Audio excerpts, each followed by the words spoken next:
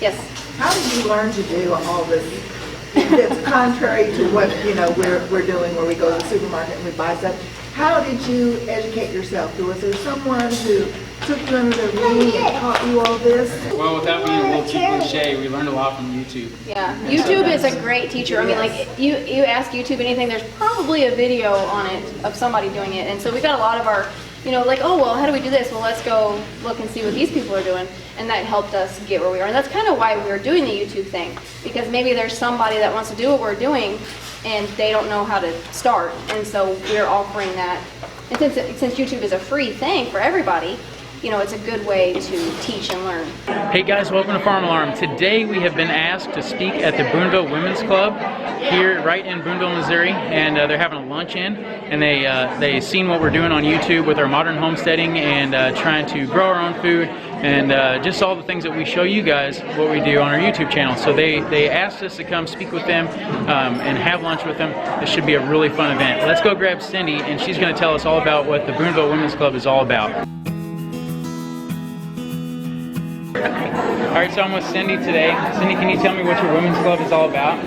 Yes, actually it's an organization, a group of ladies that get together once a month. They have a monthly luncheon meeting, and we are a service community organization. We raise funds for scholarships. Our biggest event is our cookie sales in December, and what we do is we all bake cookies and then we sell those, and we are actually going to be distributing 3 $1,000 scholarships to some young ladies here in Boonville, which they'll be receiving those next month. Wow, that's awesome. So helping out with community, building community is awesome, and that's what we're all about too. So thanks a lot for having us. Oh, thank you.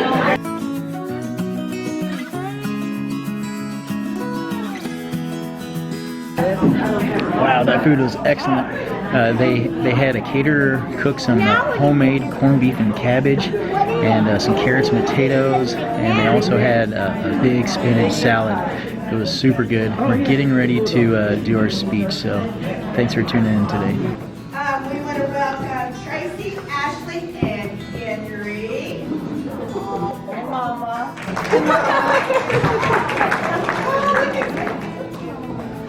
They will be our program here, and I'm excited to listen to them. They'll put on a good show for us.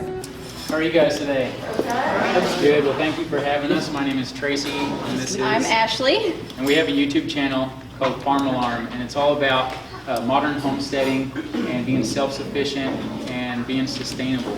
So we like to do, you know, just do what we can where we're at, and that's, we've recently heard somebody say that. Here, would you like to hold that? Yeah, sure. So, you know, pretty much on this journey of what we would call modern homesteading, like I said, we do have a YouTube channel about that, and so it's basically what we would call vlogging or putting these ideas out on the internet so other people like-minded or people that are interested in learning these things can easily learn about them.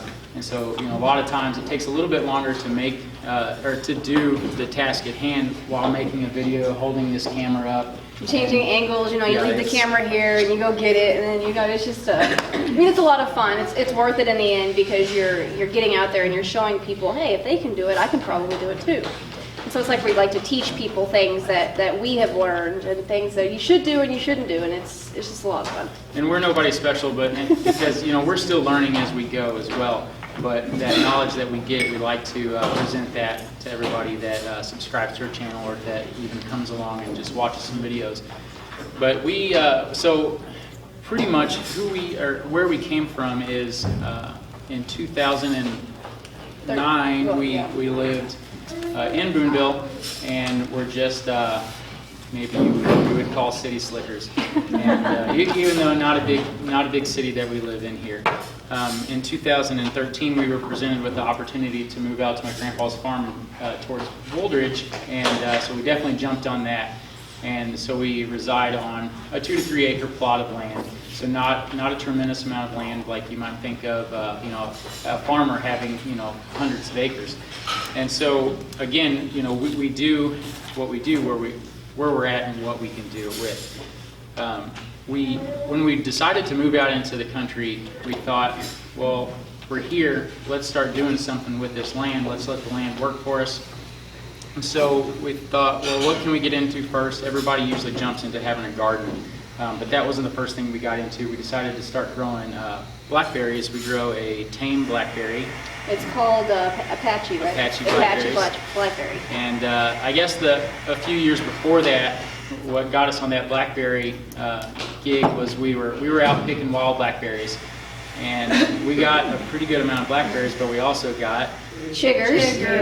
You got scratches all up and down your arms. You got bug bites. It's like, and the blackberries and the wild are not as big as the ones that we grow. And so it's like, man, you got to pick a lot just to get, a good amount. Some too. Right, yeah, you eat them, and it's like, oh man, we came out here and now we have chigger bites and we ate all the blackberries. Yeah, it almost didn't seem worth it. So we met a man here just outside of town named Don Scott, and he introduced us into where we are today with blackberry growing.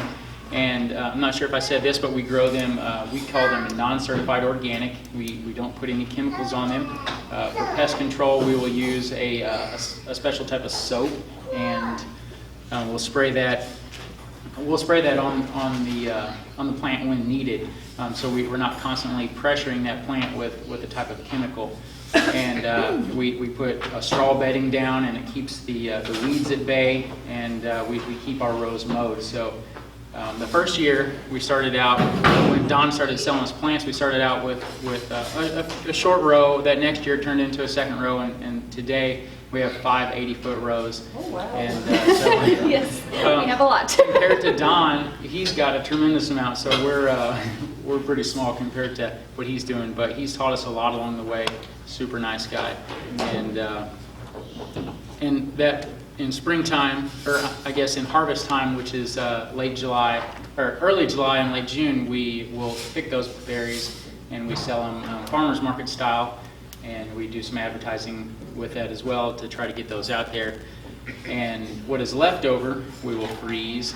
And We've made jam, jellies. I think I made like a cobbler or something at one point. So it's just kind of one of those things. You just, we got blackberries in the freezer. What are we going to do? So you just kind of get creative. so the next year we decided we was going to start getting into gardening, and we looked at everybody's gardening and how they're doing a garden. And one big thing that I didn't like about gardening was, you're tilling it and you're watering it, and you're watering it and you're watering it, and even the next day it's dry again. And so there's got to be some way to really combat that. And so there's a method of gardening called back to Eden gardening. And the principle of back to Eden gardening is, if you remember in the beginning, in Eden, it was a garden. And if you go in the woods or the forest today, there's all sorts of plant material on the ground. And you can, it could be dry out and your garden is going to be dry. Well, if you pull back some of that just organic material. The leaves and whatever's down on the ground, if you pull it back, you'll notice it's wet underneath. And so what we do with the Back to Eden gardening, we'll produce, or we'll implement different organic materials that grow in the wild, such as wood chips. We get free wood chips, like say from Hinge's Tree Service. They're always looking for a place to dump. And we've seen them out our way, so we called them, hey, you guys are driving right by our place here. Can you come and dump some of those wood chips? And then we'll take straw bedding and some cedar tree or pine tree needles and just different organic material like that and place on this bedding. And that's going to do two things. One, like I said, it's going to keep that from drying out. And my cousin who lives up the road, he tills his garden and he waters it, and the next day it's dry. And we don't ever water our garden. I mean, very little bit. And so you can pull back those wood chips at any time, and it's going to be wet, moist soil right under that. Well, the second thing that does is every year we keep adding wood chips to it, and those wood chips and other materials, they break down, and which just turns into a rich soil. And so we'll never till the garden. We just keep adding layers like a lasagna, and that all breaks down into good rich soil to grow real fertile. So do you still have like rows? We do have rows. The entire garden is just, you'll see wood chips. But yeah, other than that, we'll come in and we'll move a little back, back. Put a seed in, move it down a little bit, and then just kind of, and then stay so far apart, and then you got your next row, and just kind of, that's kind of what you do. kind of the system. Did you have to till it up initially? Initially, we did till it up, and the real reason why we did that, well, before we tilled it, we actually took a skid loader in there and we took off all the sod just to kind of break that cycle of that grass being there. A lot of people will take cardboard or newspaper and put down as well, if you don't have that implement to take that grass off, and then they'll put the wood chips on. Then we got into chickens. Chickens are kind of the gateway of livestock, and Because they're easy for the most part. They don't take a lot of, of course you got to feed them and stuff, but for the most part they're super easy to care for. So you don't have to have a rooster. A lot of people think, well, I don't want a rooster. That guy's just a crowing. And the only thing that a rooster's good for is he will protect the hens a little bit, but he's going to make a lot of noise. He will also fertilize your eggs. So if you're not planning on having chicks, you definitely don't have to have a rooster. So our first set of chickens that we got were from an Amish community. They, after 3 years, I think, they get rid of their chickens, and because they're a big producer, and they're just selling off eggs. So we were presented to be able to buy these chickens for like 25 cents a piece. And so I think we got maybe 20 or 30 chickens, something like that. Yeah. And they were white, and they were nasty looking, ugly birds. They were like just confined, just kind of all like no room to move. Yeah, we think they were probably fed a liquid diet, so we second guessed ourselves getting these birds. And we thought, well, let's keep them. Let's put them on good ground. Let's put them on good food. And they turned out to be pretty good chickens. And we had them for about a year. We decided to downsize, and I think we kept like 5 of those birds. I think. And then we got rid of the rest. And then we bought some new chickens. we ordered 30. 4 or 5 different breeds. Yeah, 30 chicks. So we basically got the chicks and we raised them up to full-size birds. And they got along really well with the white birds. We still have 1 white bird left out of the 5 that we kept. The other ones, they probably died off or got attacked by a predator of some sort. But I'd say the 1 white bird that we still have is probably knocking on 5 to 6 years. Yeah, she's pretty sassy too. I tried to get an egg from her this morning, and she's, no, you can't have it. I'm like, okay, sassy, I need this egg for breakfast. But she produces an egg for us pretty much every day, which every is day really cool. there's one out there. The type of feed that we feed our animals is a Nature Wise brand feed, and it has a marigold extract in it. And what that does is that helps enrich the yolks in your eggs. And back to the back-to-eaten garden that we were talking about, so in the wintertime, when we're not growing anything in the garden, we'll actually keep those chickens on the garden. And so we have an electric poultry net fence that we surround the perimeter of the blackberries and the garden, and we keep those chickens on the garden. And what they'll do is they'll till that garden for us. And so now we don't till the garden, we'll just put those chips on there, but they'll go and scratch, and they'll pick off any bugs that have overwintered. And then they'll also fertilize it for us. Yeah, and which works out really good.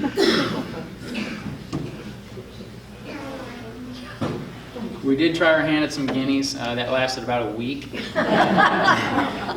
had bought them, pretty young. They were little keats. I think they're called a keat instead of a chick, but they got eaten by a raccoon. At least we think that's what it was. Yeah. But, I went out one day and I was like, where are the guineas? I didn't hear them. I mean, you can hear them for sure, And I went out there and was like, man, something got our guineas. It was so disappointing. But that's part of farm life. I mean, life and death, it happens. And I'm sure our neighbor was thankful that those things didn't grow up because they are quite loud. So the chicken coop that we have is like a Dirksen wood building, a little portable shed that you see people have around town. And so we bought that used, and on the inside of it, halfway, we divided it off. So half of it is a chicken coop, and the other half is storage for feed and for egg collecting and all of that. And it is all solar powered, so we have a solar panel on top, and it runs a solar charger, which runs a battery. Well, that battery runs it's all 12-volt system. And that battery will run an automatic timer. Well, that timer turns off and on a series of lights that we have. It comes on in the morning for probably 3 hours and shuts off, and in the evening for the same as well. And the reason why we do that, a lot of times people will think, well, in the wintertime, my chickens aren't producing eggs, and they'll think, well, it's just cold out. That has a little bit to do with it, but a lot of the reason why your chickens won't produce in the wintertime is because of the lack of light. And so if we supplement that light for them, they'll continue to produce for us. Now, they do slow down in the wintertime, but where my grandma down the road, they shut off on her, no chickens, or no eggs for her in the wintertime. But we still are getting, not as many in Yeah, as in the summer. I've been but- getting like 4 or 5 eggs a day lately. It's like when it got really nice, I was getting a bunch. Well, now they're kind of free ranging. They're not really in the fence anymore. They're kind of just going through the yard. And either they're laying somewhere else or they're just not laying. And so it's like, where's my eggs at, ladies? I need my eggs. That battery also runs the electric poultry net that we have, and so that is a movable fence. Instead of building a fence, a real small confined area for your chickens where they're, if you see some people's chicken runs where they haven't fenced in, well, it's just dirt. And the reason why that is because there's too many chickens on that grass, and that grass isn't allowed to grow back. So with this electric poultry net, whenever we do move them off the garden in the summer, we can set up this section and let them not open range, but it still might be considered a free range because they're not in a confined area, because what we're doing is we're moving them. Say, 2 weeks they'll be on this grass, then we'll move that entire fence over here for 2 weeks, and then that, rotational grazing is what that's called, and that allows that grass to continue to grow back.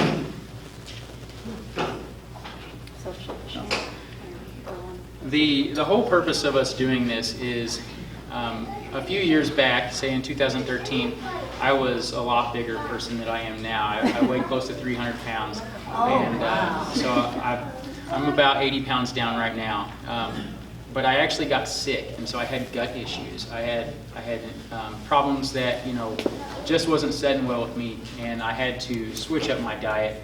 And so that is one reason why that we've changed to this lifestyle, is so that we can grow our own food and be healthy. Of course, that I don't give credit to I don't give credit of my health to just eating food. We believe that that's because of our Creator.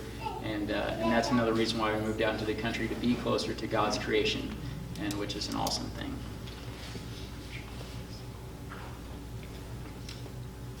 Last year at this time, we put up a greenhouse. Would you like to talk about that? Sure.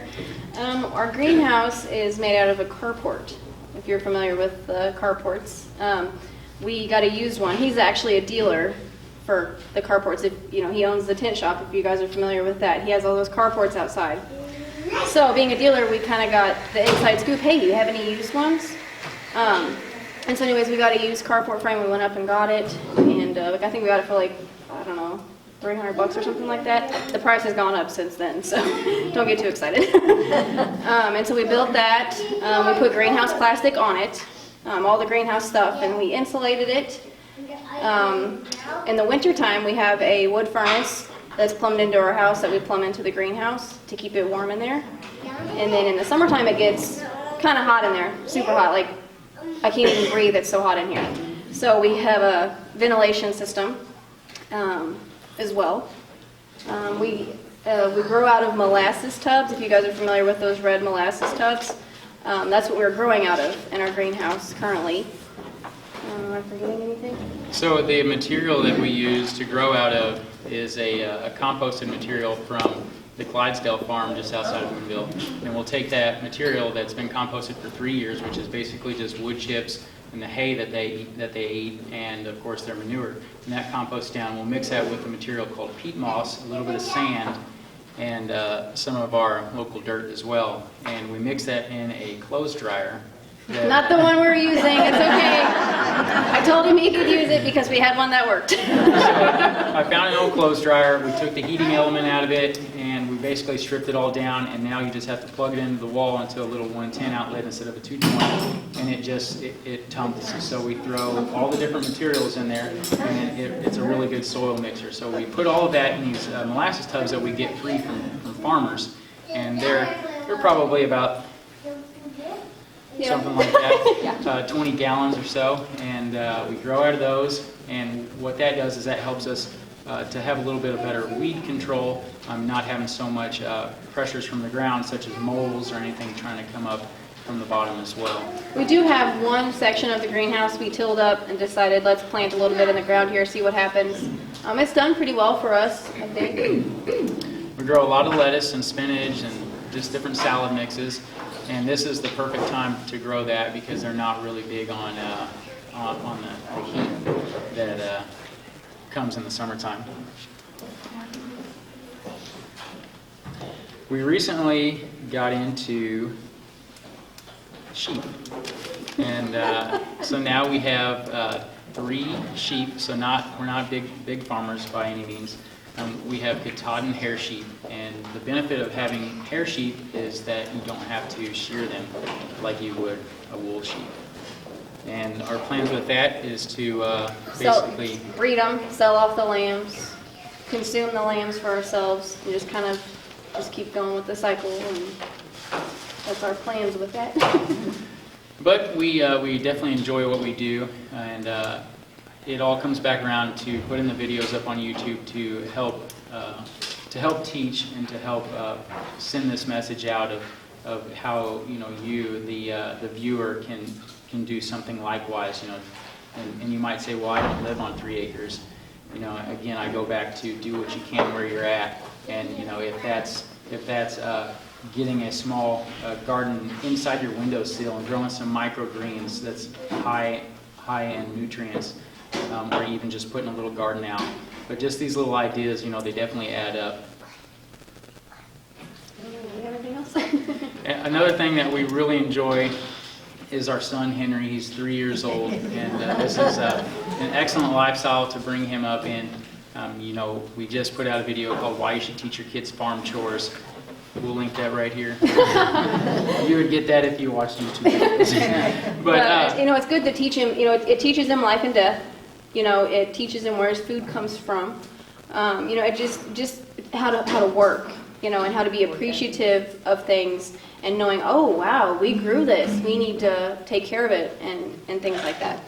He'll know where his food comes from, and even if it's not from us, he won't have a blind eye to, well, don't they just make that in the back of Hy-Vee, or I thought the burger was made at Walmart. So, we definitely encourage everyone here to kind of not really so much just go after this same lifestyle, but a healthier lifestyle. If you can make healthier choices, it's better to pay a little extra now for your food than it is paying for it later at the doctor.